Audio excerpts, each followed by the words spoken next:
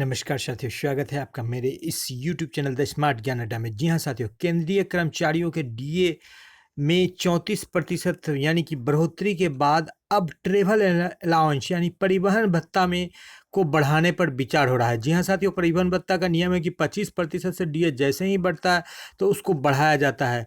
लेकिन एक बड़ा सवाल उठ खड़ा होता है यहाँ पर साथियों कि नियोजित शिक्षकों को क्यों नहीं मिलता ट्रेवल अलाउंस यानी कि परिवहन भत्ता। जी हाँ साथियों, एक बड़ा सवाल यहाँ पर खड़ा होता है कि नियोजित शिक्षकों को क्यों नहीं मिलता ट्रेवल अलाउंस परिवहन भत्ता। जी हाँ साथियों, इसी पर आज बात करेंगे और देखेंगे केंद्रीय कर्मचारियों के परिप्रेक्ष्य में और बिहार के परिप्रेक्ष्य में भी कुछ संघों के द्वारा मांग की गई है टीए की, लेकिन उस ढंग से मांग नहीं की गई है कि टीए सरकार देने पर मजबूर हो जाए, क्योंकि यह सरकार आंदोलन की भाषा समझती है, आसानी से कोई चीज़ देती नहीं है साथियों।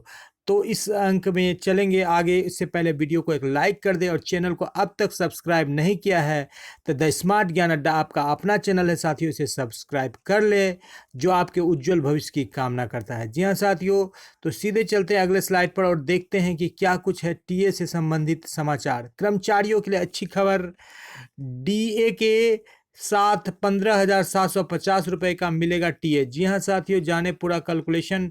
तो ये बड़े पदाधिकारियों के लिए है कि 15,700, तो यहाँ साथियों बड़ी बात है हमारे लिए, 1,500 भी मिल जाए। तो देख लेते हैं क्या कुछ है खबर। केंद्रीय कर्मचारियों को महंगाई भत्ते का तोहफा मिला है, लेकिन उनके केवल महंगाई भत्ता डीए नहीं जाता जाता, अन्य भत्तों को भी वेतन भाग में ही शामिल किया जाता है। इन्हीं में से एक है यात्रा भत्ता। जी हाँ साथियों, आज नियोजित शिक्षक भी बाइक से यात्रा करते हैं। सरकारी कर्मचारियों को उनकी यात्रा के लिए भत्ता दिया जाता है, यह वेतन का हिस्सा है और इसमें लगातार संशोधन होता रहता है। एक बात यहाँ पर देखने की चीज़ है साथियों कि जो यात्रा भत्ता टीए है ये वेतन का एक अंग है, वेतन के साथ दिया जाता है और इसमें लगातार संशोधन भी होता है। यहाँ पर गौर करने की बात है साथियों कि ये टीए जो है वेतन का एक हिस्सा है। जिस तरह से हमारा डीए और मेडिकल वेतन का एक हिस्सा है, ठीक उसी प्रकार टीए भी वेतन का एक हिस्सा है जिसमें लगातार संशोधन होते रहता है। तो संशोधन का क्या है नियम, कैसे संशोधन होता है ये देख लेते हैं। जी हाँ साथियों, टीए कई 3 श्रेणियों में बटा होता है। कस्बों को 2 श्रेणियों में बांटा गया है। वर्गीकरण नगरों की जनसंख्या के आधार पर किया जाता है। पहले श्रेणी उच्च परिवहन भत्ता शहर का है और अन्य शहरों को अन्य श्रेणी में रखा जाता है। गणना का सूत्र कुल परिवहन भत्ता बराबर टीए प्लस टीए गुना डीए प्रतिशत बटा 100 है। केवल 1 और 2 की बात करें तो यह इस कैटेगरी के लिए 1,350 रुपये प्लस महंगाई भत्ता, और श्रेणी के अन्य शहरों के लिए तो 900 रुपया, यानी कि 900 रुपया और 1,300 रुपया का जो है टीए दिया जाता है।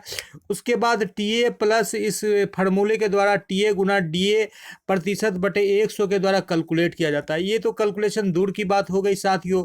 सबसे पहली बात यह है कि बिहार सरकार के नियोजित शिक्षक जो कि पंचायती राज के कर्मचारी है, गलती हो गया, उनको टीए मिलता क्यों नहीं है साथियों।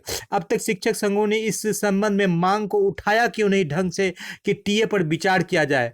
विधानसभा में विभिन्न मुद्दों पर बात हुई, 5200 का रनिंग स्केल पर बात हुई, प्रोन्नति पर बात हुई, विचार विमर्श हो रहा है, मंथन हो रहा है, विरमण तिथि से ग्रेड पे पर बात हुई, लेकिन टीए पर बात नहीं हो पाई। जी हाँ साथियों, तो सरकारी स्कूल के शिक्षक मांग रहे हैं विद्यालय पहुंचने के लिए परिवहन और आवास भत्ता। जी हाँ साथियों, ये खबर निकल करके आ रही है।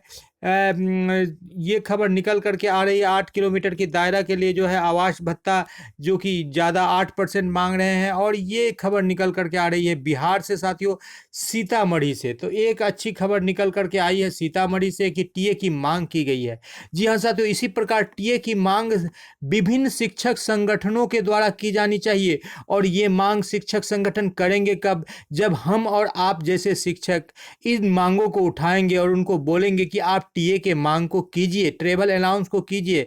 तो क्या कुछ है टीए का नियम, जी हाँ साथियों जान लेते हैं। यहाँ पर देख लेते हैं कि टीए का मिलेगा फायदा, डीए जब बढ़ता है तो टीए भी बढ़ता है साथियों।